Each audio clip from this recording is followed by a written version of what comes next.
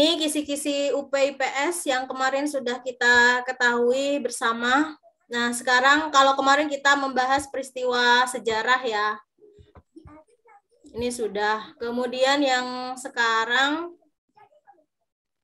kasus sistem sosial, nilai dan norma di masyarakat. Nah, ini. Setiap materi di situ, materi IPS yang dulu dan juga yang sekarang di awal itu Bapak Ibu sudah ada dilengkapi dengan kisi-kisinya ya. Jadi nanti kalau misalnya di Bimbel 2 IPS-nya membahas masalah ini, peristiwa sejarah dan kasus sistem sosial, nilai dan norma di masyarakat, kemungkinan untuk Bimbel yang ketiga kita bahas tentang kisi-kisi yang lain selain ini. Jadi kan ada 10 ya kisi-kisi UP IPS-nya. Kita bahas nanti di Bimbel selanjutnya. Gitu. Nah, ini sudah saya rangkum di situ contoh-contoh, Bapak Ibu bisa mempelajari sendiri. Misalnya satu kisi-kisi contoh soalnya seperti apa, bisa dibandingkan gitu kan ya. Misalnya menemui soal di tempat lain atau saat belajar bersama kelompok di LPTK masing-masing. Nah, itu termasuk di kisi-kisi mana. Jadi Bapak Ibu sudah bisa mengelompokkan. Jadi kita belajarnya itu terarah gitu kan. Nah, ini pengertian norma. Norma adalah patokan perilaku dalam kelompok masyarakat tertentu. Nah, itu norma ya. Kemudian norma adalah petunjuk hidup yang berisi perintah maupun larangan yang ditetapkan berdasarkan kesepakatan bersama. Itu yang perlu kita garis bawahi. Jenis-jenis norma. Nah, jenis-jenis norma itu dibagi menjadi 3. Berdasarkan kekuatan sanksinya, yang kedua berdasarkan resmi tidaknya norma tersebut, dan juga yang ketiga berdasarkan daya pengikatnya. Kamilanya ini fungsi apa fungsi norma? Nah, ini mengatur tingkah laku di masyarakat, kemudian menciptakan ketertiban, membantu mencapai tujuan bersama, menjadi dasar untuk memberikan sanksi kepada masyarakat yang melanggar norma. Itu fungsi norma. Kemudian ini ciri-ciri norma sosial. Kekuatan sanksi norma. Nah, ini jenis-jenis norma berdasarkan kekuatan sanksinya. Ada norma cara atau kita sebut usage.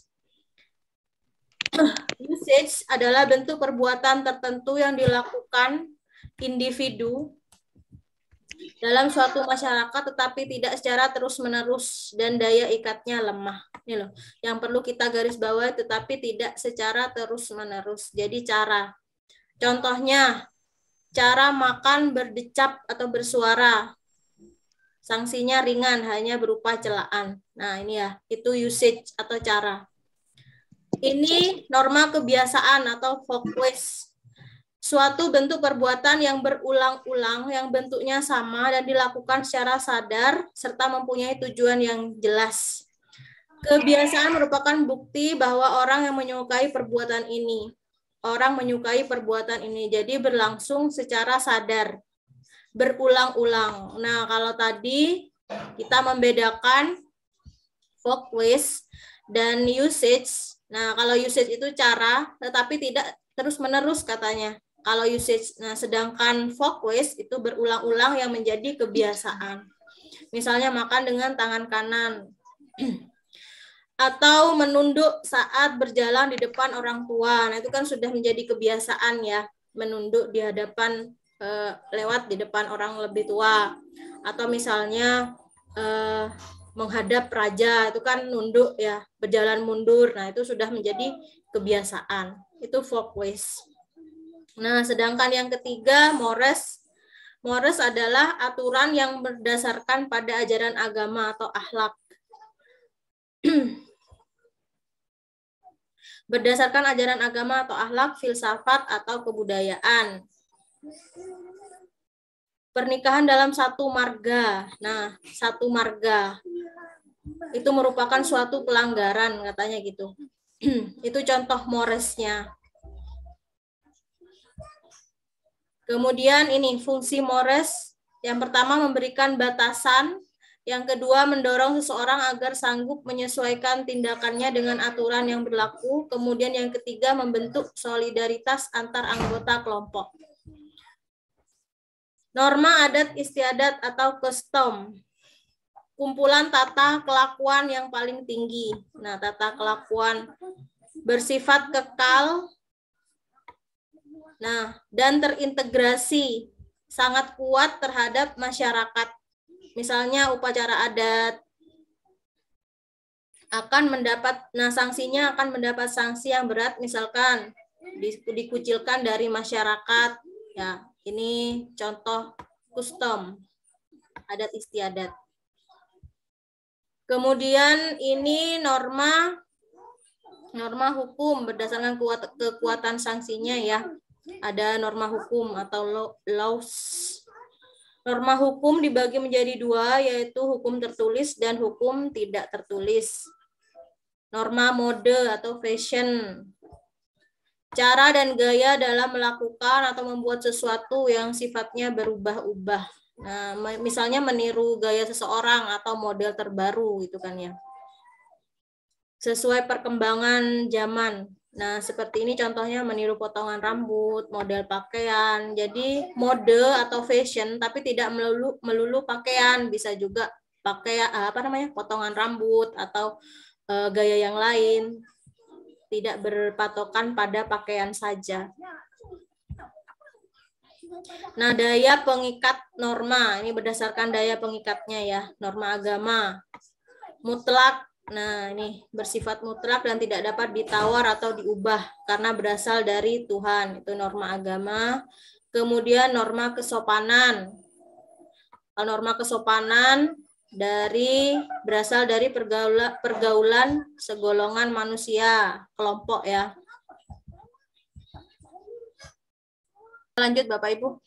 Ini norma kebiasaan adalah sekumpulan peraturan sosial yang berisi petunjuk atau peraturan yang dibuat secara sadar.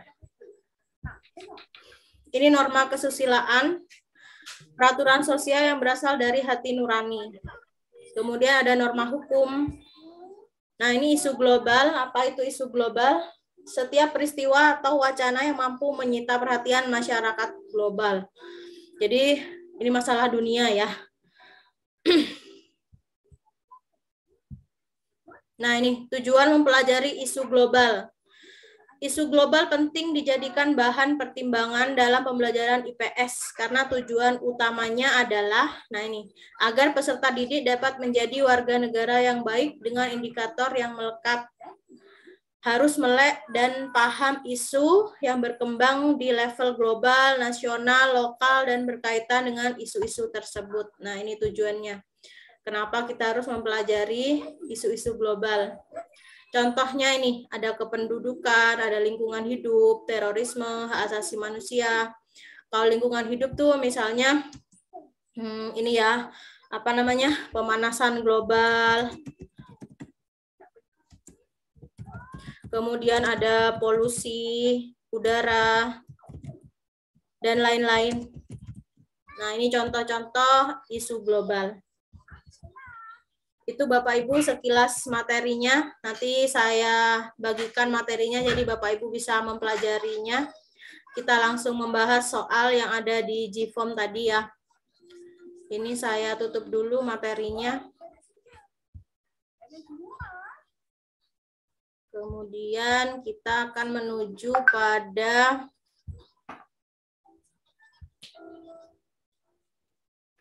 soal. Sebentar. Nah, ini sudah nampak ya soal yang tadi nih. Kurang besar ya Bapak Ibu ya tulisannya? Iya. Iya, Bu. Ya. Iya, Bu. Kurang. Nah, Iya, Bu. Ya. Sudah.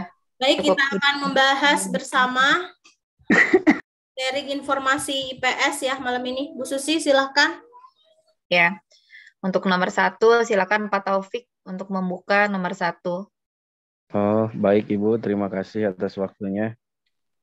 Nomor 1, Dalam masyarakat adat Lampung Melinting terdapat 3 sistem pernikahan, yaitu Masukum Bumbang Aji, Ngakuk Majau Sebumbangan, dan Ngibal Serbau Mupakat Tuha.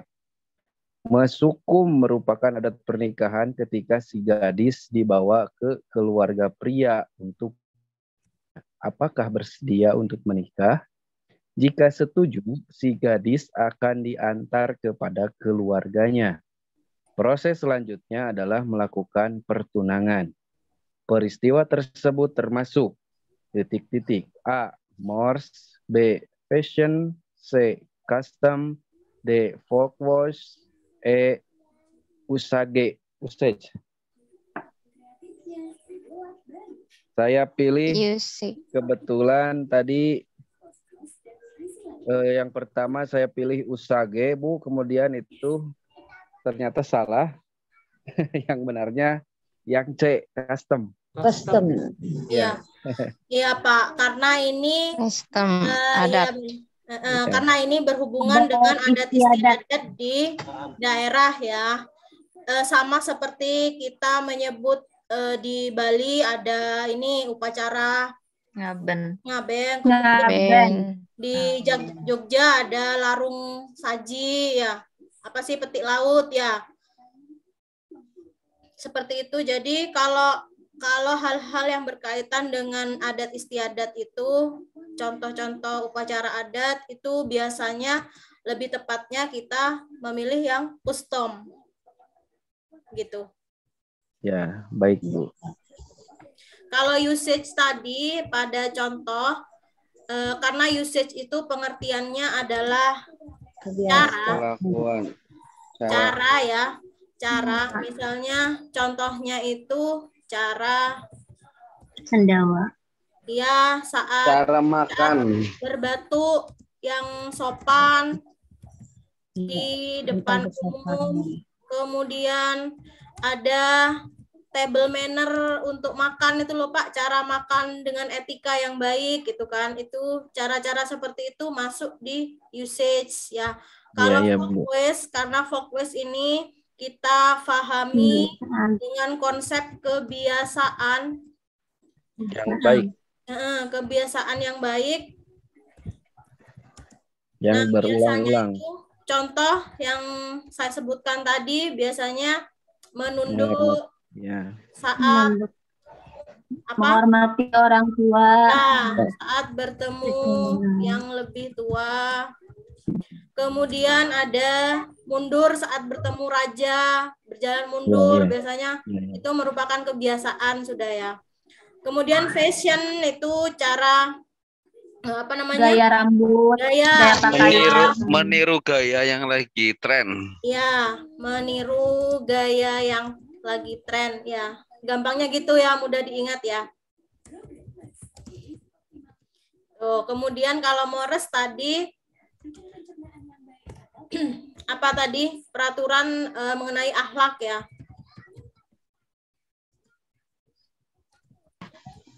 Pada orang tua. Itu Mores. Contohnya apa? Mores contohnya pernikahan. Ya, ini pernikahan suatu perbuatan yang sakral. Nah, itu bukan adatnya. Kalau ini memang yang adatnya ini ya, yang ditekankan adatnya. Tapi kalau Mores tadi mengenai hukum di pernikahannya, misalnya larangan untuk perceraian itu di peraturan Mores ini. Kalau custom sudah tahu ya tentang adat istiadat ini ya. Peraturan mengenai adat istiadat. Ya. Kuncinya adat istiadat. Ya. Nomor 2 ini muncul ya Bapak Ibu. Kalau nomor 1 sudah kita bahas seperti ini, pastinya nomor 2 membungkukkan badan saat bertemu orang lebih tua. Berarti ini apa? Folkways. Kebiasaan yang baik. Yang ini ya. Kebiasaan. Ini kebiasaan Folkways. Kebiasaan yang baik. Dari dua soal ini sudah ada gambaran ya Bapak Ibu tentang custom, kemudian fokus, cara membedakannya, fashion, ya bisa diterima ya. Allah. Insya Allah. Ya, mungkin nanti di soal UP itu kan di soal UP mungkin opsinya sama, Mores, fashion, custom, hanya tipe soal itu dibuat pernyataan, misalnya memilih. Nah, seperti nomor 3 ini kan kita memilih. Lanjut Bu Susi. Ya, untuk nomor 3, Ibu Nur Pujiastuti, silakan untuk membacakan nomor 3. Berikut yang merupakan contoh usage adalah 1. Membuang sampah pada tempatnya. 2. Memberi salam saat bertemu. 3. Menutup mulut saat batuk. 4. Mematuhi orang tua. 5. Upacara larung saji di pantai selatan. Saya pilih yang pasti itu 3. 1 sama 3 dan itu B. Ya, usage sama 3. kuncinya usage ya Ibu ya. Usage itu adalah apa tadi? Yang 5 cara yang sopan. Ya, menutup mulut saat batuk, kemudian Membuang sampah pada tempatnya. ya ini ya juga cara ini ya. Ini juga cara ya, nomor 1 berarti 1 dan 3. 1 dan 3. Iya. Nah, kenapa memberi salam saat bertemu tidak termasuk usage? Kebiasaan. Termasuk kebiasaan ya. Ya, fokus. Ya, lebih ke fokus ya, Bu Ida ya. Iya. Jadi yang lebih tepat opsinya yang usage itu adalah 1 dan 3. Kalau yang nomor 5 apa? Adat istiadat. Yang nomor 5 itu adat. Custom ya. Custom, Bu. Karena adat istiadat. Iya, ini bentuk norma berdasarkan tingkatan daya ikatnya. Nah, itu teorinya. Tapi lebih mudahnya kita mengingat seperti tadi itu. Usage cara, fokus kebiasaan, kemudian mores tata kelakuan, custom adat istiadat, gitu aja. Cara lebih mudahnya untuk mengingat konsep norma sosial. Baik, lanjut nomor 4. Silakan untuk nomor 4. Ibu Devi Lestari. Silakan Bu Devi. Baik, Ibu, terima kasih waktunya. Lingkungan alam dan lingkungan sosial sekitar merupakan sumber belajar IPS yang sangat penting karena memberikan pengalaman langsung kepada peserta didik. Rancangan pembelajaran IPS yang menggunakan lingkungan sekitar sebagai sumber belajar untuk memahami benda-benda dan fenomena di sekitarnya dapat dilakukan dengan metode pembelajaran inquiry. Dalam metode tersebut, guru memiliki peran yang sangat penting sebagai A. Fasilitator yang menunjukkan dan mengarahkan apa yang harus dilakukan oleh peserta didik di dalam lingkungan. B. Manajer yang mengatur dan mengelola sumber belajar, waktu, dan mengorganisir kelas dalam kegiatan belajar di dalam lingkungan. C. Administrator yang bertanggung jawab terhadap kegiatan di lingkungan sekitar sekolah. D. Motivator yang memberikan rangsangan kepada siswa agar dapat berpikir dengan aktif dan kreatif untuk mempelajari benda-benda yang ada di lingkungan sekitar. E. Sumber informasi yang memberikan penjelasan dan informasi berkaitan dengan fenomena yang ada di lingkungan. Jawabannya A. Fasilitator. Fasilitator. Kenapa Ibu memilih fasilitator? Karena di situ kan ada guru. Cerita apa ya? Nggak kelihatan. Ini. Fasilitator. Sebagai sumber belajar. Nah ya, di sini ya kata kuncinya memberikan pengalaman langsung kepada peserta didik. Nah, ini Memfasilitasi. lingkungan alam dan lingkungan sosial merupakan sumber belajar yang sangat penting, ya kan? Memberikan pengalaman langsung. Nah, ini fenomena di sekitar dapat dilakukan dengan metode inquiry. Nah, ini loh Ibu, pembelajaran inquiry, ya kan?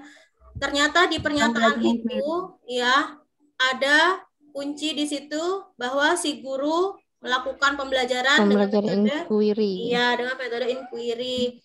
Nah, jadi kita fokusnya pada inquiry-nya. Nah, di situ peran guru dalam Sebagai fasilitator. sebagai apa gitu kayak. Sebenarnya kan untuk yang B, C, D, E dan yang lainnya memang juga benar gitu kan ya, tapi kita fokusnya pada peran guru di inquiry-nya. Nah, ini penjelasannya. Kegiatannya Kalau saya tadi memilih D, Bu, sebagai motivator. ya, karena di sini ada berpikir dengan kritis, kreatif gitu kan ya, Bu ya. Iya, makanya saya pilih D tadi gitu karena semuanya Iya. Saya juga pilih D, Bu. Iya. Iya, benar, Pak. Saya tidak memilih ya karena saya pikir pernyataan selanjutnya memang benar untuk A-nya, tapi kata fasilitator masa ini guru yang menyiapkan ini apanya? Kalau secara umum fasilitator itu pengertiannya apa? Sebagai ini ya, penghubung bukan? Penghubung, pembimbing. Ya, memfasilitasi ya kan? Memfasilitasi mereka harus apa di lingkungan itu, kemudian si siswa ini mengarahkan tugasnya ya. Ya, nah, makanya itu saya pilih B sebagai motivator gitu tadi, Bu. Pilih D gitu. Kan ini tingkatnya pembelajaran ini sendiri. Iya. Nah, ternyata di sini penjelasannya menuju pada kata kunci yang kunci jawabannya adalah yang A, Ibu. Coba kita pahami bersama ya. Iya. Nah, ini inquiry, guru tidak berperan sebagai sumber belajar karena kegiatan belajar yang paling utama adalah melakukan penyelidikan terhadap benda-benda dan fenomena alam. Sesuai dengan pernyataan yang di atas ya, mereka akan mencari sendiri di lingkungan sekitarnya. Kemudian dalam kegiatan tersebut peserta didik didorong untuk mencari pengetahuan. Nah, didorong. Siapa yang mendorong? Berarti guru. Benar kata Ibu kalau tadi motivasi. Iya. Benar kalau dari kata ini memotivasi itu benar ya. Kemudian nah ada kata lagi. Kegiatan belajar pada dasarnya bersifat independen. Sebagai manajer ya benar, motivator ya benar, ya kan, administrator ya benar, serta fasilitator gitu. Nah, sintak pembelajaran inquiry, nah sintaknya. Nah, ini Ibu, kita sudah menuju pada inquiry-nya. Ada penyajian masalah, verifikasi data, kemudian eksperimen, penjelasan. Sebenarnya kalau inquiry kan hampir sama dengan discovery ya. Hanya bedanya kalau discovery tidak harus menggunakan metode ilmiah gitu, sama-sama menemukan sebenarnya. Jadi nanti kalau misalnya di soal itu inquiry dan discovery, keseringan itu tidak akan dimunculkan secara bersamaan opsi inquiry dan discovery-nya gitu. Nah, di sini untuk inquiry ternyata guru itu menjadi fasilitator gitu ya Bapak Ibu ya. Jadi jawaban yang opsi ini A ya. Ya Bu, A. Saya bacakan nomor 5. Ibu Siti adalah seorang guru SD mengajar IPS kelas 5 di SD Ciputat, Kota Tangerang. Pada pembelajarannya di kelas, Ibu Suti memberikan kartu yang berisi pertanyaan. Kuncinya, Bu Susi berisi kartu pertanyaan, dan kartu lain ada jawabannya. Langkah berikut, Bu Susi membagi kelas menjadi 3 kelompok. Kelompok pertama merupakan kelompok pembawa kartu berisi pertanyaan. Nah, yang lain adalah kelompok pembawa kartu berisi jawaban.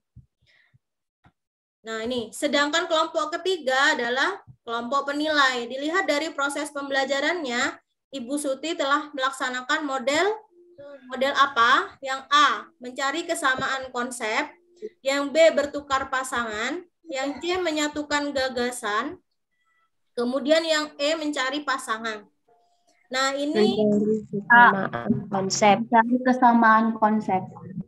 Mencari kesamaan konsep. Sebenarnya mencari pasangan, Bu. Kalau menurut saya mencari pasangan, Bu. Iya. Pak. Saya mencari pasangan. Kalau menurut saya itu mencari pasangan atau Mencari pasangan yang kayaknya, Bu. Mencari jawaban yang sesuai. Iya, karena dengan menjodohkan itu ya. Tapi tadi di kunci LMS itu mencari kesamaan konsep. Nomor 5 kuncinya E, Pak. Kuncinya A, Bu. Tadi A, Bu. Kuncinya A, Bu. Mencari kesamaan konsep. Kuncinya A, Bu. Tadi saya menjawab E salah. Saya juga salah. Pasangan itu salah tadi. Iya. Oh ya, berarti kami yang keliru menentukan kunci jawabannya, Pak. Jadi kami Iya, makanya kan tadi saya sempat mengerjakan 2 kali, Bu. Betul. Aku juga 2 kali. Ya. Saya Terus juga ada lagi nanti yang tidak nomor menjadi berapa tadi pasangan salah, Bu. Jawabannya aku karena ambil tadi A. masuk rumah terus mencari kerjakan. pasangan. Iya, sama, Pak. Iya. Iya. Iya, Bapak. Benar. Ya, harusnya mencari pasangan ya, Bu ya. Mencari pasangan. Iya. Jadi saat ini saya luruskan kembali karena kesalahan kunci tadi, tapi memang sebenarnya di saya ini soal sudah saya print memang kuncinya yang E, Bapak Ibu, mencari pasangan. Dari kata ini di soal kuncinya berisi ada yang satu mencari jawaban ya, satu kelompok memegang kartu pertanyaan, yang satu lagi memegang kartu jawaban. Jadi mereka akan saling mencari pasangannya, jawaban dan pertanyaan yang sesuai. Gitu ya Bapak Ibu. Yang penting Bapak Ibu sudah ini kan masalah untuk tadi. Oh ya, kunci itu karena kesalahan kami, saya minta maaf atas kesalahan kuncinya ya. Tapi memang benar di sini. Apa-apa, Bu. Ya. Jadi Kan mencari dibahas. pasangan ya Bapak Ibu ya, mencari pasangan kuncinya. Maksud saya opsi jawaban yang tepat. Ya. Iya, di ininya mencari pasangan, Bu Dewi, maaf saya. Iya, enggak apa-apa. Di sini ada yang mencari pasangan. Ya, kuncinya memang E. Ya. Boleh siapa yang mau mencari pasangan? Untuk Serdi, Bu. Mencari pasangan. Khususnya ini pasangan soal sih. Barangkali masih ada yang single. Ada duda, Bu. Yang belum dapat gitu, Bu. Iya. Orang bisa kayak gini. Nah, ini match ya, Ibu, model pembelajarannya make match, mencari pasangan. Nah, teknik model pelaksanaannya seperti yang Bu Siti lakukan tadi, yang satu kelompok mencari memegang apa? Jawabannya kok. Yang memegang soal, ada yang memegang jawaban. Iya, yang memegang jawaban, yang memegang soal. Itu namanya match katanya. Ini match, arti dari match, matching atau cocok gitu kan ya? Match. Oh iya, Jodohkan, memasangkan, mencari pasangan. Mencari pasangan ya. Ini benar ya, make match ya. Match to match atau match a match, Bu? Make match. Ya. Karena ada yang menyebut match to match, ada juga ya yang benar tuh match a match atau match to. A-nya tuh bukan itu. Match to, Pak. Judul PTK aku itu. Oh, benar ya, Bu Ida. Tahu, karena itu judul PTK. Iya, Bu Ida, kalau kelas rendah itu Ya, karena kalau itu kelas tinggi itu pakai karena menuju pasangannya gitu. Iya. Bapak untuk konteks Ya umumnya mungkin soal ini kelas rendah, Bu. Ya, soal ini kelas rendah mungkin, Bu. Ya. Lanjut, Bu. Ya, oke. Nomor 6, Bu Susi. Nomor 6. Nomor 6. Silakan Bu Nur Pujiastuti. Untuk mengajarkan siswa materi peninggalan kerajaan Hindu-Buddha secara langsung dapat dilakukan oleh guru dengan cara membawa gambar peninggalan sejarah di kelas, B. melakukan studi lapangan ke situs sejarah, C. menggunakan media film dokumenter sejarah, D. membuat replika peninggalan sejarah, E. menonton film kolosal di bioskop. Yang sesuai ya studi lapangan yang B, Bu. Ya, secara langsung. Studi lapangan ke situs sejarah. Ya, ini udah bisa langsung kita tuju opsi ini ya, karena ada keterangan di situ secara langsung. Kalau saya tadi Bu memilih C, menggunakan media film dokumenter sejarah, karena saya B itu kurang ini ya, kurang efektif. Masa ini kalau kami seandainya dari kami yang sudah jauh dari situs sejarah ke tempatnya gitu. Ke Jawa jauh. Ada biaya. Iya Bu, benar Bu. Kalau kita memang menelisik tentang alasan, kemudian kita hubungkan dengan pengalaman kita di lapangan, nggak mungkin sekali ya kita ke situs sejarah. Seperti saya juga jauh. Tapi si pembuat soal atau konsep soalnya di sini memang kita akan dituju ke opsi B ini. Memang maunya kita harus milih B gitu Ibu. Jadi studi lapangan ke situs sejarah. Nah, itu yang buat kita nggak lulus mungkin ya Bu ya. Tapi jadi Bu, Mungkin itu yang membuat kita nggak lulus. Pelaksanaan di lapangan dengan ya Bu, bentuk Makanya hati sih, makanya susah. nggak sesuai ya. Iya, kalau saya Makanya mempertimbangkan. hati, makanya bingung. Ya benar Ibu. Benar Ibu, saya juga jauh kok. Sama, saya juga kalau misalnya disuruh milih ya mending film ini dokumenter. Tadi saya juga menurut saya milih C. kalau kita menggunakan film itu kan sama saja kita ini sepertinya merasakan langsung gitu, Bu. Iya benar. Walaupun kita tidak secara langsung turun ke tempatnya gitu, tetapi paling tidak kita bisa melihat secara langsung di tempatnya gitu. Iya benar Ibu. Jadi kita bisa anggap memaknai itu film itu seolah-olah kita mengalami berada di tengah-tengah seperti nonton film ini G30S PKI gitu ya. Film-film kita bisa sejarah. merasakan situasinya gitu, Bu. Iya benar. Tapi di sini karena ada itulah si soal kita cari teori. Ya, secara langsung. Sebetulnya di lapangan secara langsung. Nggak boleh pakai perasaan ya Ibu ya kalau menjawab soal UP ya. Nah, itu yang bikin kita gagal mungkin ya Bu ya. Nah, iya. Kayaknya bikin gagal itu. Ya. Jadi Bapak Ibu harus ini buang perasaan yang saya pikir tadi karena saya pikir tadi ini kita analisa supaya kita memilih soal yang berlaku untuk umum gitu Ibu. Iya, entah itu mungkin ini sebagian kecil seperti saya, seperti Ibu tadi karena rumahnya jauh dari situs sejarah, tapi sebagian besar dekat gitu mungkin. Dan itu mungkin si pembuat soalnya dekat gitu ya, Bu. Atau si ini memang diambil rata-rata dan di situ untuk konsep secara langsung itu si pembuat soal maunya kita memilih datang langsung gitu. Mungkin dari kata kunci peninggalannya itu mungkin ya. Peninggalannya itu jadi supaya kita itu hadir langsung tahu gitu. Oh iya, peninggalannya seperti belajar pasar, tentang pasar saja kan kita seharusnya anak-anak itu kan diterjunkan langsung ke pasar. Oh iya. Ya, meskipun pasarnya jauh gitu kan. Pasar mungkin mana-mana kalau pasar itu Bu, kalau pasar itu kan setiap pasar itu setiap tempat masih ada. Kalau peninggalan sejarah itu kan hanya tempat-tempat tertentu Bu.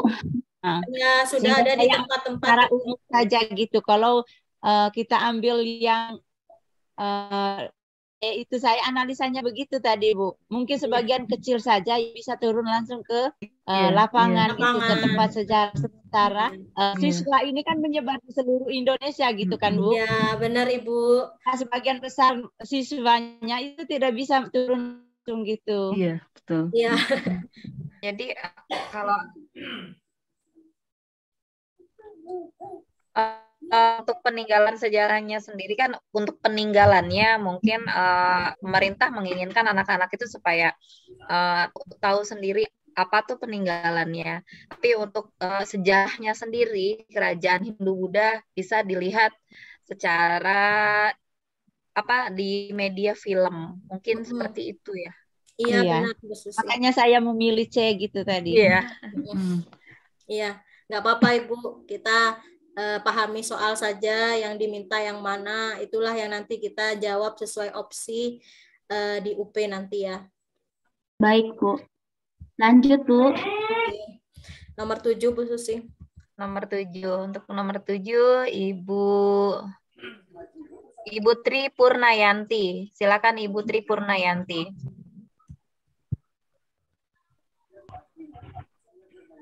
Ada? Putri?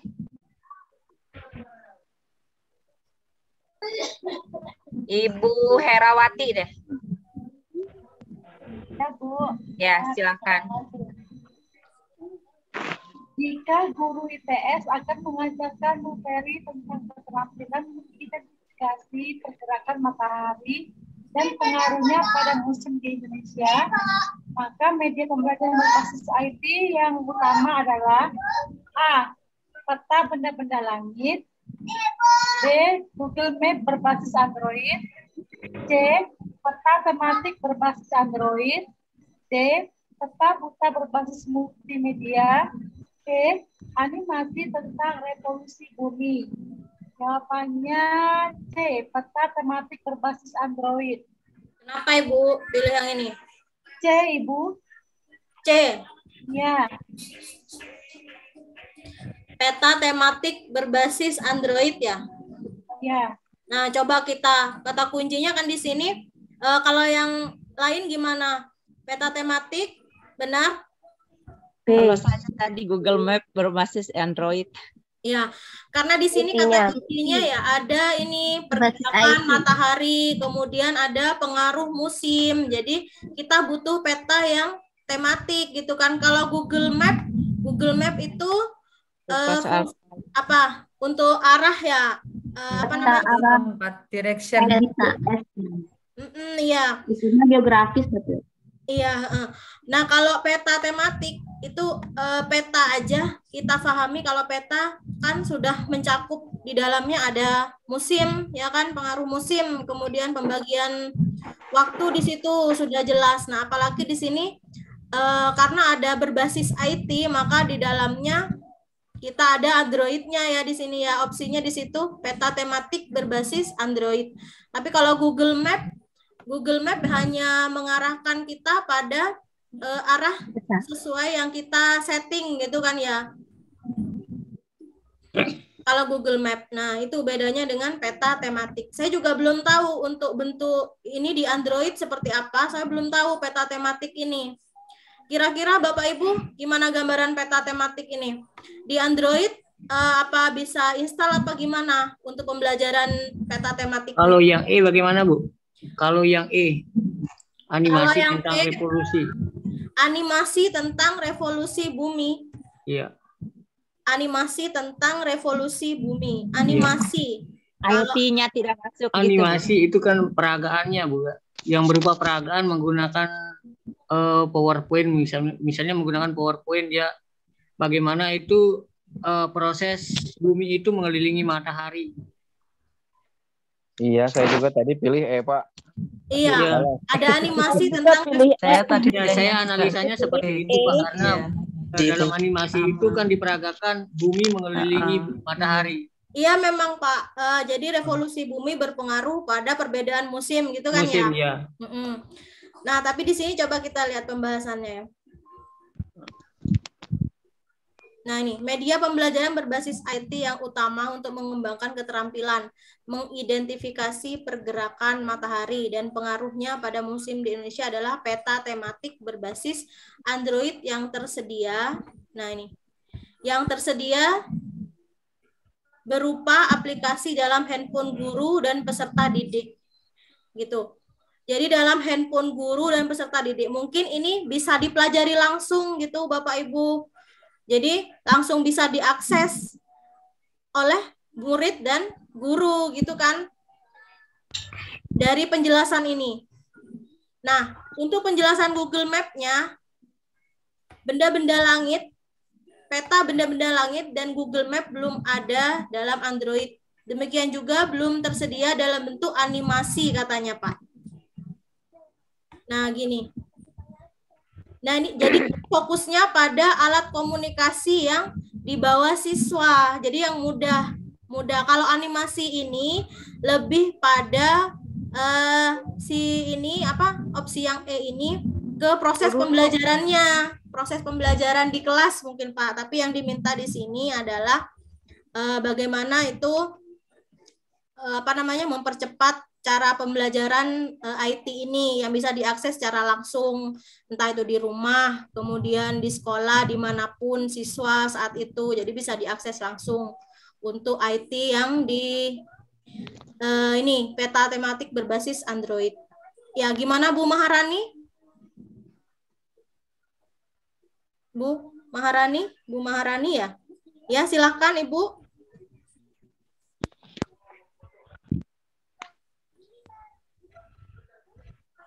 Ibu angkat tangan, raise hand. Kepijit mungkin Bu. Oh iya. Pencet mungkin. Kepijit apa kepencet? Iya. Gimana Bapak Ibu, mungkin ada penjelasan yang lain tentang peta tematik ini? Itu penjelasan saya kenapa memilih yang C, dan pembahasannya di sini menuju pada C juga gitu Bapak Ibu. Gimana? Agak mirip-mirip Bu itu Bu. Jawabannya itu kan susah dibedakan iya. itu kalau memang benar. Susah membedakan ya Pak. Menemukan soal itu memang sulit Bu. Untuk membedakan ini arahnya kemana gitu kan sulit. Iya, itu memang. Ya, apalagi kalau ngejalan sendirian. Ya, Google Map sama peta tematik itu kan juga gimana itu membedakannya. Kalau Google Map itu kan juga sebenarnya ya menjawab soal UP itu memang kadang ada yang ini ya Pak ya, sesuai dengan yang kita harapkan gitu ya, kadang juga nggak sesuai gitu, tapi di situ malah yang benar kuncinya gitu Pak. Saya juga nggak tahu karena nilai saya juga nggak muncul kan, nilai kita nggak muncul. Gitu ya Pak, kita kesulitannya di situ mana yang benar, tapi kita mencoba menganalisa ini ternyata kita diarahkan untuk menuju opsi yang C gitu. Jadi sementara itu jawabannya untuk IT tentang pengaruh musim di Indonesia dan pergerakan matahari menggunakan peta tematik berbasis Android ya Bapak Ibu ya. Maaf Ibu Dewi, saya mau tanya, tadi saya googling pembuatan peta tematik itu memakai Google Map. Oh, jadi pembuatan peta tematik itu pakai Google Map ya Bu? Iya. Iya. Jadi mungkin Google Map punya cabang yang khusus ada peta tematik, ada apa. Jadi boleh dong kita mengakses sama dengan memang mungkin memang jalurnya lewat Google Map, tapi peta tematik ini khusus menangani yang ini bisa pergerakan matahari dan pengaruhnya pada musim gitu Ibu, mungkin gitu. Kalau Google Map sendirian tanpa diakses peta tematik kan fungsinya nggak mengarah pada pengaruh musim gitu kan kalau Google Map sendirian. Kalau Google Map itu kan untuk yang umum ya. Untuk peta tematik sendiri dia itu menggambarkan tema tertentu. Iya. Jadi khusus ke tema tertentu, misalkan temanya apa, yaitu menggambarkan ke tema tertentu. Ya, ini kan kita diarahkan pada kunci soal matahari, pergerakan matahari dan pengaruhnya pada musim di Indonesia. Itu. Jadi mungkin peta tematiknya khusus membahas itu ya, sesuai kunci soal itu. Ya. Kalau Google Map lebih umum, masih umum. Lebih umum, ya. Jadi meskipun mengaksesnya dari Google Map awalnya, tapi peta tematik lebih khusus membahas yang pengaruh musim ini dan pergerakan matahari, gitu Bapak Ibu. Ya, bisa diterima Bapak Ibu? Ya Bu, bisa Bu, bisa Bu. Ya, lanjut nomor 8. Ini sampai 20 Bu Susi. Silakan untuk nomor 8. Siapa Pak Rohman untuk membacakan nomor 8? Iya Bu, bentar Bu. Ya. Tujuan utama pembelajaran IPS adalah menjadikan peserta didik sebagai warga negara yang baik dalam kehidupan masyarakat majemuk yang demokratis. Oleh karenanya, materi pembelajaran IPS seharusnya memberikan pengetahuan yang kontekstual, yaitu A. Menyajikan pengetahuan fakta dan fenomena yang sesuai dengan materi tujuan pembelajaran serta sesuai dengan konteks sosial budayanya. B. Menyajikan pengetahuan fakta dan fenomena terkini sehingga peserta didik memiliki pengetahuan up to date. C. Menyajikan pengetahuan fakta dan fenomena yang aktual sehingga peserta didik memahami perkembangan masyarakat. D. Memberikan perspektif yang baru tentang pengetahuan fakta dan fenomena kehidupan masyarakat yang modern. E. Menyajikan masalah sosial yang dihadapi oleh masyarakat modern dan dinamis sehingga peserta didik tanggap terhadap perubahan yang modernitas. Yang A, Bu, menyajikan pengetahuan fakta fenomena yang sesuai dengan materi tujuan pembelajaran serta sesuai dengan konteks sosial budayanya. Ini ada kata kunci di sini, ada kontekstual ya. Materi pembelajaran IPS memberikan pengetahuan yang kontekstual, konteks ya di sini. Jadi di sini A, B, C, D, E sebenarnya hampir sama ya Bapak Ibu ya. Hanya di situ ada poin yang membedakan. Kalau yang A, materi tujuan pembelajaran sesuai dengan konteks sosial budayanya, ya kan? Yang B, up to date, ini berhubungan dengan globalisasi sebenarnya, ya kan? Nah, ini terkini, modernisasi. Kemudian menyajikan pengetahuan, fakta, dan fenomena yang aktual sehingga peserta didik memahami perkembangan masyarakat. Ini juga tujuan yang baik juga di PS. Yang D juga mengetahui fakta, fenomena, masyarakat yang modern juga sama. Yang E juga menyajikan masalah sosial, masyarakat modern dan dinamis, tanggap terhadap perubahan. Ini juga menjadi tujuan kita, tujuan IPS. Tapi apa di sini yang diminta? Kita harus kembali lagi pada yang diminta oleh soal, yaitu kontekstualnya ini. Benar nggak Bapak Ibu? Nah, jadi kita akan memilih sesuai yang konteks budayanya. Kata Pak Rahman ya, Pak Rohman. Pak Rohman tadi memilih yang A ya Pak ya. Kalau saya tadi pilih E, Bu. Kenapa Ibu? Ya, karena saya pikir kalau menyajikan masalah sosial yang dihadapi oleh masyarakat modern kan juga kontekstual. Sekarang kan ini sudah modern, jadi anak juga harus mengetahui masalahnya begitu supaya bisa mengikuti perkembangan gitu. Iya, analisis Ibu juga benar. Tapi ini di soal sama sih Bu, seperti saya kalau dihadapi soal seperti ini pasti saya menganalisisnya yang B, C, D, E, A itu kok baik semua, bingung saya gitu kan. Ibu juga benar kok memilih yang E. Tapi di sini karena ada pengetahuan yang kontekstual itu berdasarkan apanya, konteks sosial budayanya gitu Ibu, lebih tepatnya yang A. Tujuan materi, tujuan pembelajaran IPS, materi IPS yang sesuai. Jadi disesuaikan dengan konteks sosial budayanya. Nah, kalau yang E dari kalimatnya di sini masyarakat modern dan dinamis. Nah, itu kan lebih umum gitu kan ya. lebih luas, maksud saya cakupan maknanya dibanding yang A. Kalau ini kan sudah jelas tujuan pembelajaran IPS khususnya. Nah, itu Benar. disesuaikan dengan konteks sosial budayanya gitu. Benar luas, Bu. Tapi saya tadi analisanya supaya peserta didik tanggap terhadap perubahan gitu. Makanya saya pilih E. Iya, benar Ibu. Sama, Bu. Iya. Yang B juga gitu kan, agar peserta didik memiliki pengetahuan up to date. Ini juga sama pengertiannya, maknanya. Ya, memiliki pengetahuan up to date artinya di dalamnya siswa harus bisa tanggap terhadap masalah-masalah yang terjadi di masyarakat. Sama kan ya ini pengetahuan yang up to date dengan yang dihadapi oleh masyarakat modern, kira-kira kan sama ini pengertiannya gitu. Tapi yang lebih tepatnya kita diarahkan pada pembelajaran IPS itu tujuan dan materinya harus sesuai dengan konteks sosial budayanya gitu. Gimana Ibu? Sudah, Bu. Ya. Ya Bu, untuk jawaban nomor yang A itu lebih mengena, lebih mewakili semuanya. Iya, soalnya tadi saya nggak itu kontekstualnya gitu. Tapi saya berpedomannya kan itu sesuai dengan abad 21 kalau masyarakat modern, dinamis, sehingga peserta didik itu tanggap terhadap perubahan dan modernitas itu. Iya Ibu, benar.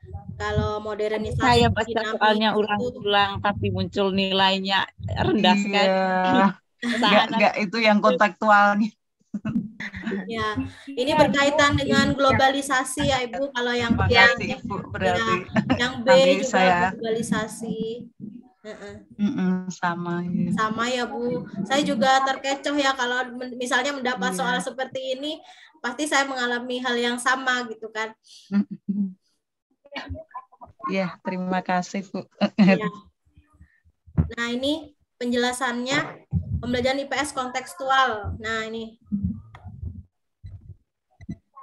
fenomena sosial budaya yang benar-benar terjadi di masyarakat sesuai dengan kehidupan. Nah ini ya, sudah saya garis bawahi. Merah, nanti bisa dipelajari lagi untuk materi pembahasannya. Baik, lanjut nomor 9. Nomor 9, silahkan untuk Kijah. Silakan Ibu Uum.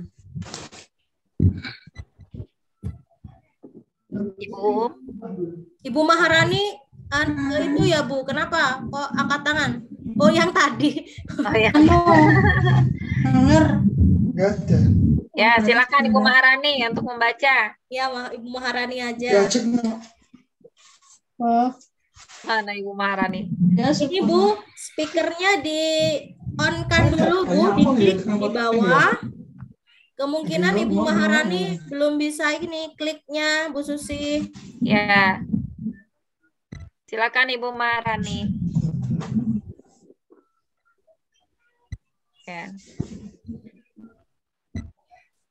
Ibu Ita Yuliana.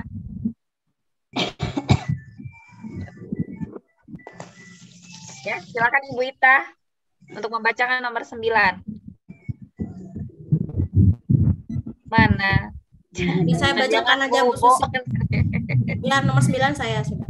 Pendidikan IPS SD memuat banyak nilai antara lain nilai edukatif, ketuhanan, filosofis, dan nilai praktis. Untuk mengembangkan nilai praktis bagi siswa, bagi peserta didik, maka pelajaran IPS sebaiknya diarahkan untuk apa? Yang A, mengatasi masalah kerukunan antar umat beragama. Yang B, mampu mengatasi masalah kehidupan di masyarakat. Yang C, pengembangan nilai-nilai luhur. Yang D, pengembangan nilai sosial, nilai budaya, dan nilai spiritual. Yang E, mengembangkan gagasan, ide, dan nilai norma. Kira-kira yang mana? Nilai praktis. Kalau saya tadi milihnya D, pengembangan nilai budaya dan nilai spiritual di lingkungan sekitar siswa. Tapi muncul kuncinya di apa tadi ya? B. Saya milih B. Kalau yang di masyarakat itu kan ketuhanan. Iya. Nilai praktis. Nilai praktis ya. Iya, Bu. Masalah kehidupan sehari yang memiliki nilai praktis, misalnya mulai dari lingkungan keluarga, pasar, di jalan, dan seterusnya. Nah, ini nilai praktis. Iya, makanya saya pilih D tadi, Bu. Kan sudah memuat nilai sosial, nilai budaya, dan nilai spiritualnya di lingkungan sekitar siswa. Tapi kuncinya tadi itu B, Bu, mampu mengatasi masalah kehidupan di masyarakat secara tuntas dan bijaksana. Ya, coba kita pelajari lagi ya. Nilai praktis ini. Nah, ini. Dalam proses peningkatan perilaku sosial melalui pembinaan nilai edukatif, ini. Melalui belajar IPS, perasaan, penghayatan, sikap, perilaku yang menyimpang dari norma dan nilai melalui IPS yang ditanamkan sebagai menyentuh sampai menyentuh nuraninya. Pokok bahasan IPS bukan hanya membahas tentang pengetahuan yang konseptual, teoritis, melainkan juga menggali fakta, fenomena, dan masalah kehidupan sehari-hari yang memiliki nilai praktis. Memiliki nilai praktis, misalnya lingkungan keluarga, pasar, jalan, dan tempat-tempat lain. Jadi yang berlaku di keluarga, pasar, di lingkungan masyarakat. Iya. Untuk mengembangkan nilai praktis bagi peserta didik, maka pembelajaran IPS sebaiknya diarahkan untuk masalah kehidupan di masyarakat. Nah, ini ya, Ibu, karena ini di sini nilai praktis itu yang berlaku di keluarga, di masyarakat. Nah, ini makanya kita memilih yang opsi B, mengatasi masalah di kehidupan masyarakat. Nah, ini. Karena di situ contoh nilai praktis adalah nilai-nilai yang berlaku di keluarga, masyarakat, dan lain-lain di lingkungan yang berhubungan dengan siswa. Bukan? Kalau pengembangan nilai sosial, ini lebih menekankan pada nilai-nilai sosial, budaya, dan nilai spiritualnya, gitu kan? Bukan terfokus pada konsep praktisnya, gitu, Ibu. Ini kan penanaman nilai. Hanya saja di sini di belakangnya di lingkungan sekitar siswa.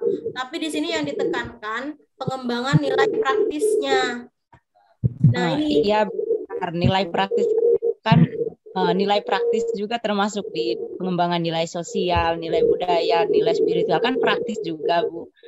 Tadi saya tidak pilih, memang sempat tadi memilih B, tapi saya analisanya karena ada kata mengatasi masalah secara tuntas dan bijaksana. Saya analisanya begini, Bu, kalau untuk usia SD itu untuk mengatasi masalah secara tuntas dan bijaksana itu nggak mungkin gitu. Iya, usia SD nggak mungkin bijaksana ya, Bu ya. Iya, makanya saya tidak milih B begitu, Ibu. Iya. Untuk tahap yang orang dewasa kali. Gitu. Iya. Padahal di sini konteksnya kan bagi peserta didik ya kan sebaiknya diarahkan, mungkin diarahkan ya, Bu, pengarahannya. Guru harus mengarahkan kemana, mungkin cara-caranya gitu ya, Ibu ya, langkah-langkah bagaimana cara mengatasi masalah di kehidupan di masyarakat secara tuntas dan bijaksana. Ini mungkin bekal dari guru ya, Ibu, di kelas tinggi mereka akan lulus. Saya rapunya tadi karena ada kata itu secara tuntas dan bijaksananya itu tadi, Bu.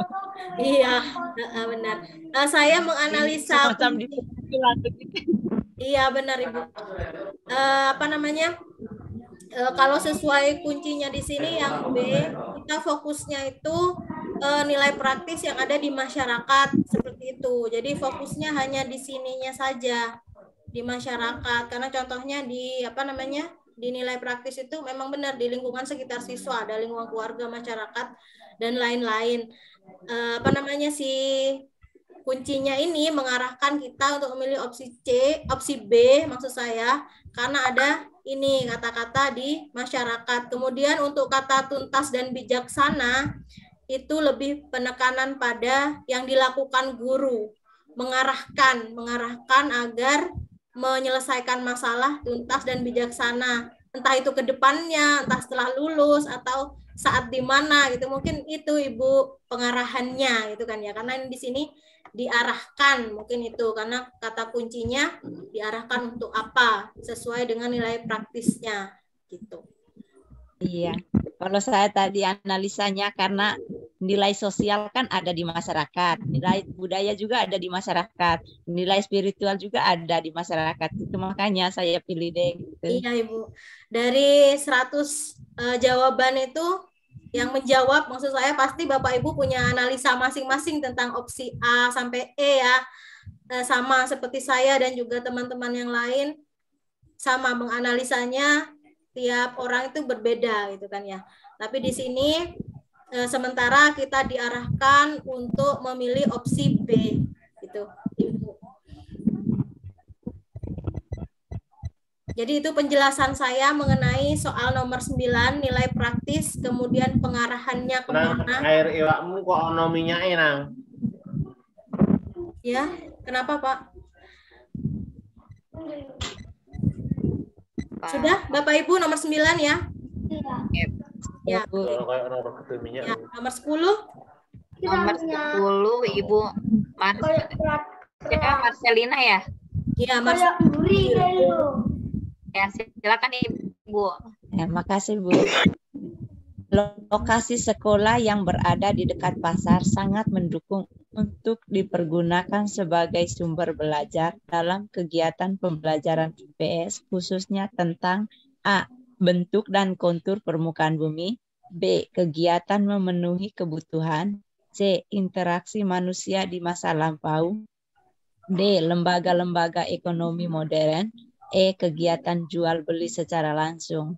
Saya milih E, Bu. Kegiatan Ya, jual secara. Kalau ini udah jelas ya Bu Seli ya. Iya Bu. Karena ada pasar. Iya Bu. Ini udah tidak usah dibahas. Lanjut nomor 11 Bu Susi. Ya, nomor 11 Ibu Murni. Ibu Murni silakan membacakan nomor 11. Terima kasih Bu atas kesempatannya. Ya. Pertumbuhan dan pertambahan jumlah penduduk di muka bumi membawa permasalahan yang sangat kompleks bagi kehidupan umat manusia. Kerusakan lingkungan hidup dirasakan semakin parah, di mana hal tersebut merupakan sebuah konsekuensi yang harus ditanggung oleh umat manusia karena A. Peperangan memperebutkan sumber daya di antara negara-negara di dunia. B. Keinginan untuk menguasai dan mengeksploitasi sumber daya yang berlebihan. C. Keserakahan umat manusia untuk memupuk kekayaan dan kesejahteraan. D. Semakin besar jumlah penduduk, semakin besar sumber daya yang dibutuhkan. E. Upaya untuk menyediakan fasilitas hidup dengan cara mengeksploitasi alam. Ya, kata kuncinya permasalahan kompleks ya. Bagi kehidupan umat manusia. Ya, pertambahan penduduk itu membawa permasalahan kompleks. Jadi yang mana Bu, semakin besar jumlah penduduk, semakin besar sumber daya yang dibutuhkan. Ya, ini ya. Karena di sini konsekuensi. Jadi konsekuensi itu akibat ya kan? Ada akibat yang harus kita tanggung. Konsekuensi itu akibat. Jadi apa akibatnya? Nah, ini semakin besar sumber daya yang dibutuhkan karena berhubungan dengan jumlah penduduk. Itu. Pertambahan jumlah penduduk itu juga kata kunci ya Bu? Ya ini Bu, maaf ini saya garis bawahi ya. Pertambahan jumlah penduduk ya di muka bumi. Besar berarti jumlah penduduknya ya Bu? Ya, jadi semakin banyak. Kalau yang B, keinginan ini kan juga sama-sama berhubungan dengan sumber daya yang berlebihan. Ini juga sumber daya yang dibutuhkan besar, tapi di sini keinginan untuk menguasai, masih keinginan bukan dampak ya kan. Nah, ini kan yang kita minta di sini, yang diminta oleh soal akibatnya gitu kan ya. Konsekuensi. Kalau B itu keinginan khusus bagi orang tertentu saja, Bu. Ya, Sedangkan keinginan. B itu berlaku Jadi untuk semua salah begitu. itu mah keinginan mah. Keinginan mungkin hanya sebagian, Iya, sebagian. tidak Karena berlaku bukan umum. merupakan kebutuhan. Ya, ya benar Ibu. Baik, lanjut nomor 12, cukup 11. Nomor 11. 12. Nomor 12 ya. Nomor Bu Ani. 12. Nimade Hartini. Oh, ya. Nimade Hartini. Bu Anik, silakan. Perspektif geografi terhadap fenomena urbanisasi adalah Bu Anik, Saya, bagian- Bu. Ya, Saya, Bu. Urbanisasi merupakan salah satu fenomena yang melanda negara-negara yang sedang berkembang. Perspektif geografi terhadap fenomena urbanisasi adalah kata kuncinya fenomena urbanisasi. Perluasan A. Perubahan budaya dalam kerja. B. Perluasan suatu daerah atau wilayah. C. Kedekatan antar ruang permukaan bumi. D. Penyebaran iptek yang merata. E. Tempat tinggal yang semakin merapat. Jawabannya B. Perluasan suatu area atau wilayah. Ya, penjelasannya di sini ya Bapak Ibu ya. Nah, ini ada 7 pengertian urbanisasi katanya menurut si ahli De Bruyne. Pertumbuhan persentase penduduk yang bertempat tinggal di perkotaan, kemudian ada berpindahnya penduduk ke kota dari pedesaan, kemudian bertambahnya penduduk bermata pencaharian non-agraris di pedesaan, tumbuhnya suatu pemukiman di kota, kemudian mekarnya atau meluasnya struktur morfologis suatu kota di kawasan sekelilingnya.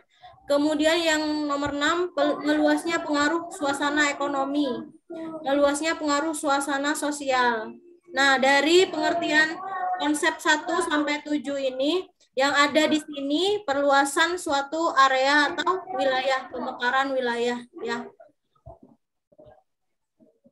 Itu perspektif geografinya tentang urbanisasi. Mohon izin Bu, mohon maaf Bu. Ya, Bapak. Untuk jawaban. Ya, tadi saya awalnya itu menjawab perubahan budaya dalam kerja.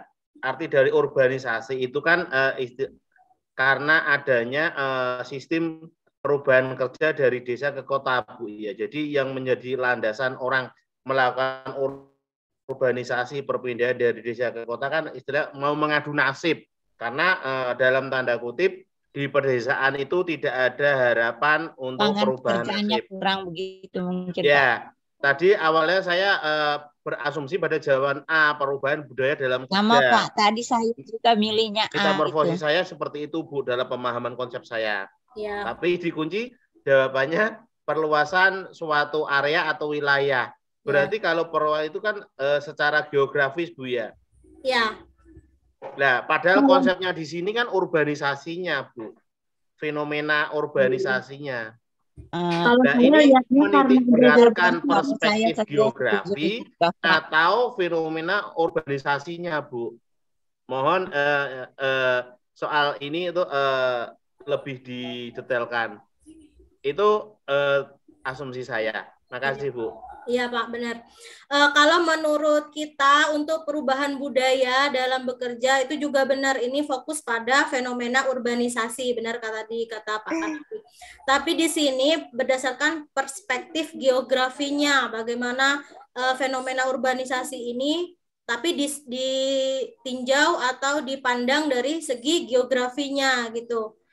Kunci dari soal ini. Jadi yang diminta fokus pada geografi dalam fenomena urbanisasi gitu Pak. Jadi untuk pengkhususan soal di soal nomor 12 ini ternyata kita diarahkan untuk memandang urbanisasi dari segi geografi atau perluasan suatu area atau wilayahnya. Tapi kalau berdasarkan konsep umum urbanisasi memang benar latar belakang urbanisasi memang karena ada perubahan budaya dalam bekerja karena mereka berpindah ya kan dari desa ke kota karena ada keinginan untuk memperbaiki pekerjaan meningkatkan taraf hidup secara ekonomi sesuai budaya kerjanya gitu kan ya Pak ya.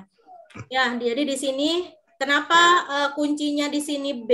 Karena di soal ini yang diminta adalah fokus pada ininya, geografinya. Geografi. Ya benar Bu. Kalau saya tadi saya tidak memilih B karena perluasan suatu area atau wilayah itu malah bukan di kota Bu, tetapi di tempat-tempat yang belum dihuni oleh banyak orang gitu. Artinya dia bukan kota lah Bu, tapi desa begitu di pelosok. Makanya saya tidak milih B. Saya tadi fokusnya ke A.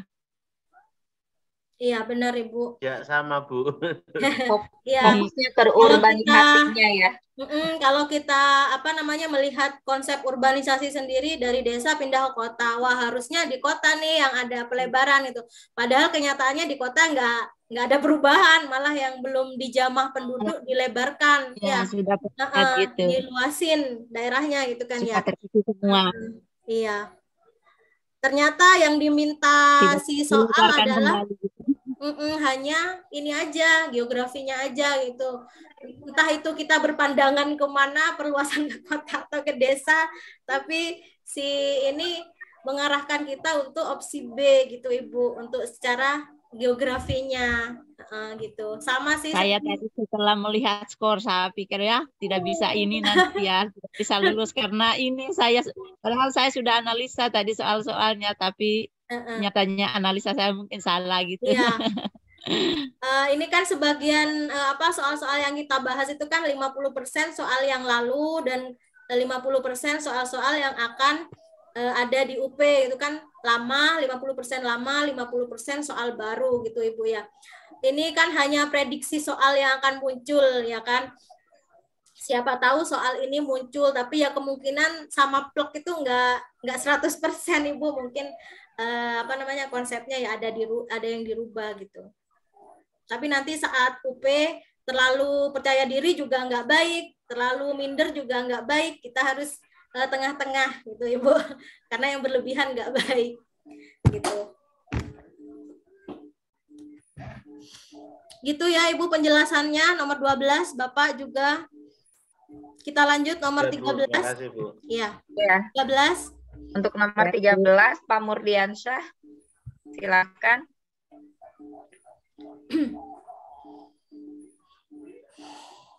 Ada Pak Murdiansyah. Bu Ani lagi dah, Bu Susi. Oh ya udah, Bu Ani. Iya Bu. Oh, Pak Murdiansyah. Bangsa Indonesia merupakan bangsa yang majemuk dengan berbagai suku bangsa, bahasa, tradisi, dan kebudayaannya.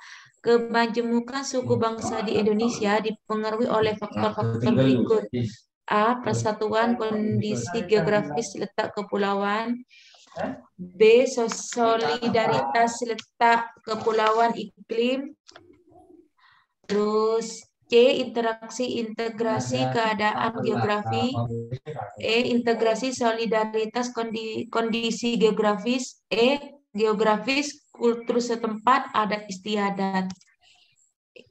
Menurut saya yang E.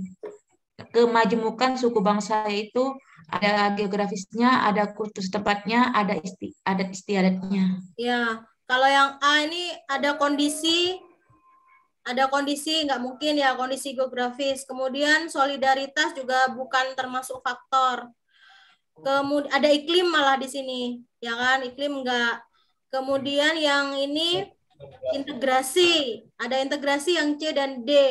Solidaritas itu solidaritas bekerja sama, solidaritas menjalin kerjasama gitu kan ya, nggak mempengaruhi. Jadi yang mempengaruhi adanya geografis, kemudian kultur setempat dan juga adat istiadat. Saya rasa itu jelas ya kalau faktor kemajemukan ya. Nah ini pembahasannya kondisi geografis. Nah ini. Lanjut Bu Susi 14. Ibu Nurmailis. Ibu Nurmailis membacakan nomor 14.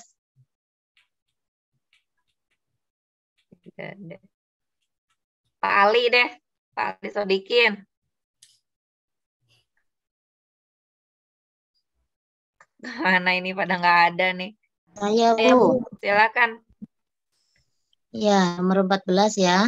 Ya. Pembahasan IPS di SD menganut paham demokrasi, integralistik, kebangsaan, solidaritas, dan teokrasi. Pernyataan yang paling benar tentang paham integralistik adalah A. Pancasila sebagai asas kerohanian bangsa dan negara Indonesia pada hakikatnya merupakan suatu asas kebersamaan, asas kekeluargaan, serta religius. B. Negara merupakan suatu kesatuan bagi semua golongan dan tidak memihak pada suatu golongan. C. Bangsa adalah satu kesatuan utuh dan menyeluruh dari berbagai subbangsa dan kepulauan. D. Pancasila sebagai asas kesatuan bangsa yang bersifat tunggal yang wajib diamalkan secara murni dan konsekuen. E.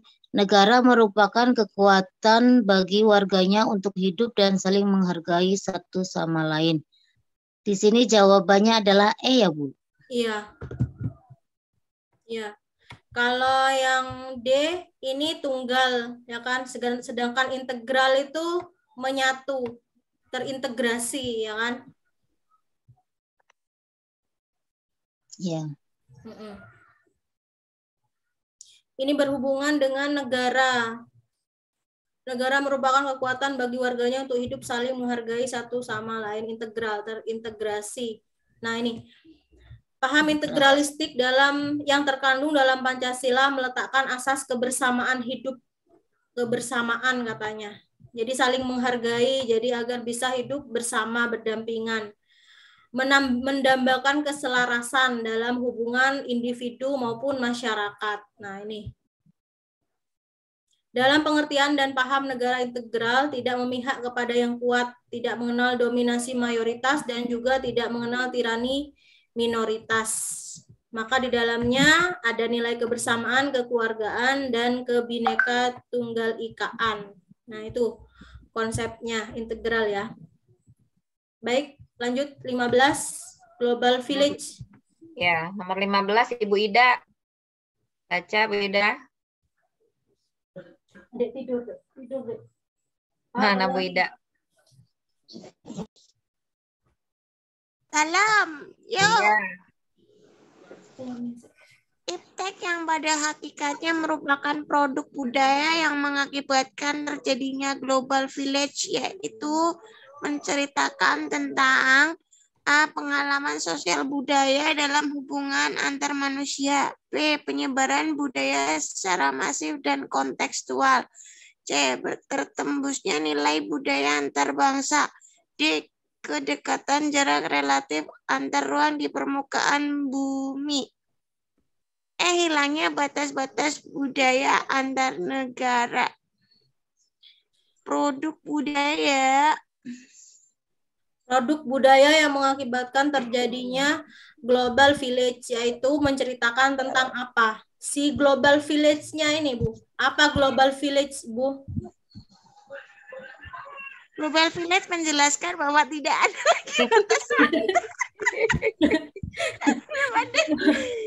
Ini ya, global artinya mendunia ya. Village desa. Jadi desa yang desa dunia. Apa sih? Inilah penjelasannya. Tidak ada lagi batas waktu dan tempat yang jelas. Informasi berpindah dalam satu tempat ke belahan dunia. Jadi desa global. Desa global. Global village, desa global. Sudah mendunia. Jadi serasa dekat gitu, Bu. Jadi anggap kalau di desa itu kan kita konsepnya berdekatan, bertetangga. Entah itu tetangga yang jauh sekalipun kita tahu namanya. Bukan kalau di perkotaan kan berdasarkan blok-blok ya kan, nomor rumah. Tapi kalau di desa satu RW tahu semua kan. Bahkan satu desa, Bu. Iya, iya satu kota. Nah itu makanya apa itu? Kenal. Ya, jadi ternyata terjadinya global village ini adalah hasil dari iptek itu sendiri. Jadi mendekatkan, dekat. antar ruang di permukaan bumi. Nah, kalau ini kalau hilangnya batas-batas budaya enggak mungkin. Batas-batas budaya masih ada. Kemudian tertembusnya ini juga enggak mungkin, tertembus nilai budayanya enggak mungkin. Kemudian yang ini pengalaman sosial budaya dalam hubungan, ini beda konsep, beda konteks ya. Ini pengalaman sosial budaya sesuai pengalaman individu masing-masing. Jadi ini ya penjelasannya, global village mendekatkan suatu ruang di permukaan bumi. Desa global. Kalau kita mengingatnya desa gitu, pokoknya mendekatkan gitu kan ya. Nggak seperti di perkotaan yang jarang-jarang. Baik, 16 Bu Susi, 4 soal lagi. 16. Ibu Lailatul Hikmah ada? Lailatul Hikmah. Bu Ida lagi deh. Bu Ida. Saya aja. Ya. Aku lagi ya. Iya. Perilaku yang sesuai untuk menanggulangi hambatan dan gangguan dalam membangun integrasi nasional pada era global adalah A. Selalu memakai barang produksi dalam negeri. B. Mempelajari semua budaya daerah yang beraneka ragam. C. Berpartisipasi menggalang persatuan dan kesatuan dalam kemajemukan. D. Menolak menggunakan barang-barang yang diimpor dari negara lain. E. Selalu menggunakan bahasa Indonesia dalam setiap pergaulan dengan orang lain. Apa Bu Ida? Kalian perilaku yang sesuai. Jadi kita pilih yang di situ ada opsi mengedepankan perilaku. Tindakan. Saya bukan berpartisipasi. C. Ya, menggalang ini ya. Nah, yang untuk opsi yang lainnya memakai barang produksi dalam negeri itu sikap kita untuk menghargai karya bangsa, mempelajari semua budaya juga. Kemudian menolak menggunakan barang-barang diimpor sama.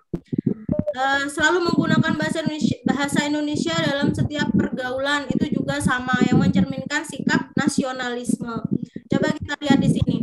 Nah, ini sikap. Nah, itu sikap selalu memakai barang produksi dalam negeri dan menolak menggunakan barang yang diimpor dari negara lain merupakan bagian dari sikap menghargai karya anak bangsa. Nah, itu. Misalnya Bapak Ibu ada yang bertanya, loh Bu, kenapa kok enggak A atau B atau D atau E? Nah, ini alasannya. Yang A dan B itu ternyata sikap menghargai, ya kan? Sedangkan yang menolak menggunakan barang impor itu juga menghargai ya. Kemudian sikap selalu menggunakan bahasa Indonesia dalam setiap pergaulan menunjukkan dimensi budaya dan menghargai dan memang menjadi karakter bangsa Indonesia.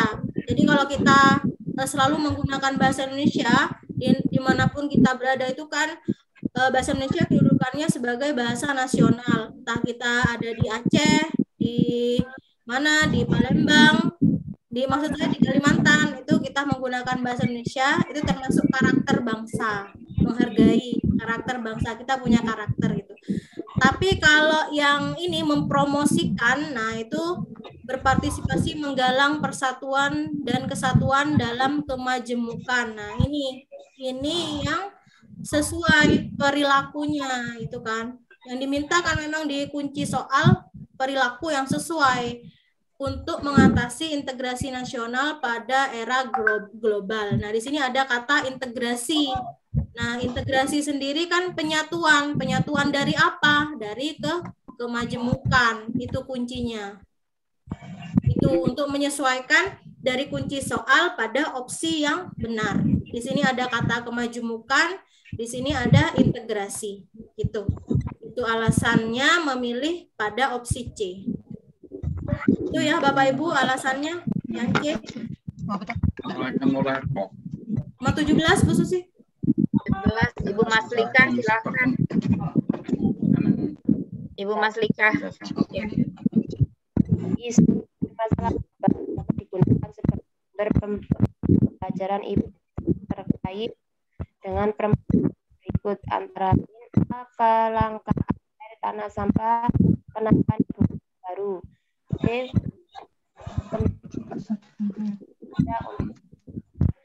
pembangunan kelangkaan listrik, guna alam,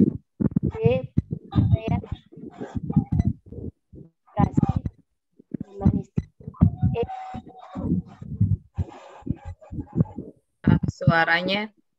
Ya, mungkin sinyal Ibu di situ. Ya. Jawaban E. Ya, yang E ya. Ini sudah jelas ya. Selain opsi E, di situ ada penataan ibu kota baru. Tapi belum tentu ya semua negara punya ibu kota baru. Bisa saja ibu kotanya lama, gitu kan. Kemudian yang B, akses mudah untuk jalan tol. Nah, ini bukan isu global ya. Kemudian ini apalagi yang C, ada kelangkaan listrik lokal, malah ada kata-kata lokal, nggak mungkin global. Kemudian penyesuaian garis khatulistiwa yang D. Ini kan nggak semua negara ada di ini ya, di garis khatulistiwa. Jadi yang paling tepat adalah yang isu global yang E ya, ada penduduk, ada polusi, hak asasi manusia, itu sudah jelas. Baik, lanjut 18 Bu Susi. 18. Ibu Sugeng Rahayu. Silakan. Silakan Ibu Sugeng Rahayu. Iya, Bu. Iya. Hasil sensus penduduk sensus penduduk 2020 juga mencatat mayoritas penduduk Indonesia didominasi oleh generasi Z dan generasi milenial. Proporsi generasi Z sebanyak 27,94% dan generasi milenial sebanyak 25,87% dari total populasi. Dari sisi demografi, seluruh generasi X dan generasi milenial merupakan penduduk yang berada pada kelompok usia produktif pada tahun 2020. Sedangkan generasi Z terdiri dari penduduk usia belum produktif dan produktif. Dampak positif adanya persebaran penduduk usia produktif adalah A. Penduduk tidak diimbangi dengan pencapaian kualitas SDM yang tinggi, maka akan muncul permasalahan-permasalahan. B. Penduduk usia produktif dapat berpotensi menimbulkan ledakan penduduk. C. Penduduk usia produktif lebih open mind dan melek teknologi. D. Penyediaan lapangan pekerjaan sangatlah minim sehingga timbul pengangguran potensial. E. Penduduk usia non-produktif menjadi beban untuk penduduk usia produktif. Dampak positif ya itu. Dampak positif adanya persebaran penduduk usia produktif. Tadi saya milihnya C, Bu. Penduduk usia produktif itu lebih open mind dan melek teknologi. Iya. Iya, Ibu, karena di sini dampak positif ya. Iya. Kalau yang A, penduduk tidak permasalahan, ini bukan positif ya. Iya, itu negatif. Nah, kemudian yang B menimbulkan ledakan penduduk. Nah, di mana ada ledakan penduduk, di situ pasti ada masalah-masalah yang timbul, ya kan? Iya. Kemudian yang D sangatlah minim katanya. Jadi lapangan pekerjaan sangatlah minim. Padahal kalau usia produktif lebih banyak, ya akan banyak ya lapangan pekerjaan. Kemudian yang E menjadi beban. Nah, ini juga agak baik. Jadi yang lebih tepat itu kita pilih yang opsi C ya. Iya. Terbuka, open mind itu terbuka ya. Benar nggak? Iya. Berpikiran terbuka. Yuk, 19 Bu Suti. 19 Ibu Murni Nani. Silakan. 16 Bu. Ya. Baiklah. Teknologi yang diciptakan oleh manusia selain mempermudah manusia dalam menjalankan aktivitasnya juga dapat menyebabkan permasalahan sosial seperti pencemaran lingkungan. Pencemaran lingkungan yang terjadi menambah masalah sosial semakin kompleks untuk diatasi. Upaya masyarakat untuk meminimalkan permasalahan sosial tersebut adalah A. Merancang pembangunan tata ruang kota yang ramai lingkungan. B. Memberi sanksi kepada orang yang membuang sampah sembarangan. C. Menggunakan teknologi sesuai kebutuhan secara bijaksana. D. Mensosialisasikan dampak pencemaran lingkungan. E. Menggunakan asal ada izin. Yang mana Ibu? Kalau upaya meminimalkan permasalahan, upayanya. Permasalahan sosial.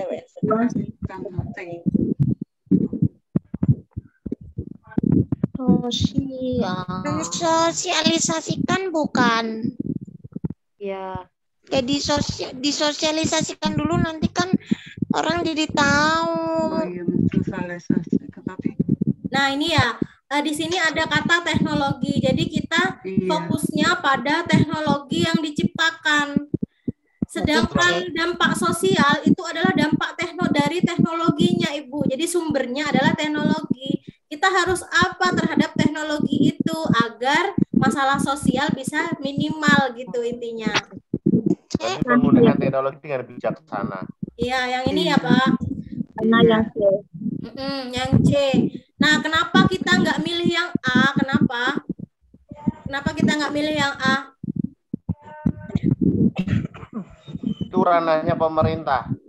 Itu kan tata ruang sudah berhubungan dengan teknologi. Ya, tata ruang kota ya. Tata ruang kota.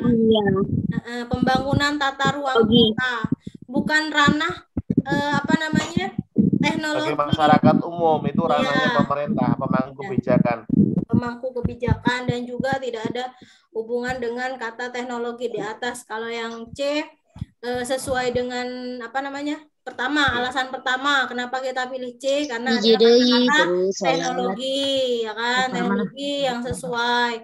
Kemudian yang kedua, kenapa kita pilih yang C? Nah, ini dengan bijaksana. Penggunaan secara bijaksana agar tidak menimbulkan upaya permasalahan sosial yang kompleks ya. Sedangkan yang A di sini ini adalah bukan ranah kita, gitu ya. Tata ruang kota itu. Ini menggunakan menggunakan, maksudnya di sini ada koma ya, asal gitu. Menggunakan asal ada izin, maksudnya menggunakan teknologi itu, gitu mungkin ya kalimat ini. Baik Ibu, itu sudah jelas? Ya, gimana? Iya. Tidak Bu, tadi saya analisanya sama seperti Ibu Ida, saya analisanya mensosialisasi dulu baru kita menggunakan gitu. Ternyata salah. Iya, kurang tepat ya Ibu ya. Mensosialisasi dampak pencemaran lingkungan. Nah, ini kan upaya langsung menggunakan teknologi terhadap yang langsung mengena pada teknologinya yang diminta Ibu. Opsi itu yang kita cari, yang langsung mengena pada teknologi gitu. Jadi apa yang harus kita lakukan? Teknologi itu harus diapakan gitu agar tidak menimbulkan masalah yang kompleks. Gitu Ibu. Gitu ya. Lanjut nomor 20 terakhir. 20 untuk penutupnya, silakan Pak Kanapi untuk membacakan nomor 20. Ya, Bu. 20, akibat globalisasi, ragam penemuan baru dari negara maju dapat diadopsi oleh negara berkembang, termasuk Indonesia.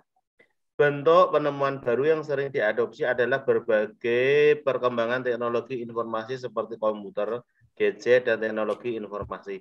Dampak positif dari globalisasi tersebut bagi masyarakat adalah A. Mendorong proses modernisasi, B. Memperluas pangsa pasar di luar negeri, C. Melestarikan budaya lokal, D. Menyebabkan kultur shock. mendorong proses modernisasi. Ya, yang ini ya. Ya.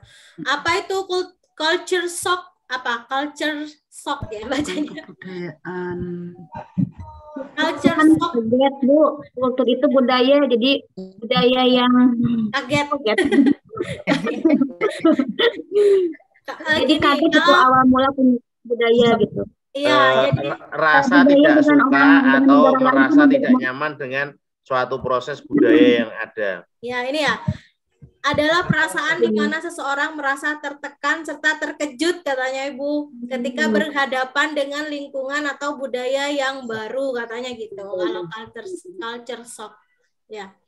Kemudian yang B, memperluas pangsa pasar. Nah, kenapa kita tidak pilih B? Kenapa, Pak? Ekonomi, Bu, berhubungan dengan ekonomi ya. Tapi diadopsi. Ya, ini berhubungan dengan ekonomi, ya kan? Kemudian bisa juga, misalnya kita berhubungan dengan penjualan komputer, penjualan gadget, ya, penjualan laptop di luar negeri, bisa ada hubungannya, pasti terkait memperluas pangsa pasar. Tapi yang pertama, akibat adanya globalisasi ini, menuntut masyarakat untuk beradaptasi dengan lingkungan modern, ya kan, sesuai tuntutan. Jadi lebih tepatnya kita pilih yang modernisasi. Misalnya Bapak Ibu Lobu, kenapa pangsa pasar kan juga akibat globalisasi, kita kan juga bisa memperluas penjualan komputer, penjualan laptop, HP di luar negeri. Iya, tapi yang utama yang kita alami lebih cepat, maksudnya yang terpengaruh dampaknya secara langsung dari globalisasi, yaitu mendorong proses modernisasi. Jadi adaptasi dari masyarakat sesuai dengan perkembangan ini teknologinya gitu. Itu yang disebut modernisasi. Gitu. Setelah modernisasi baru memperluas pangsa pasar. Boleh. Ada hubungannya juga, tapi yang pertama ya ini yang A. Pertama ya, Bu ya. Ya.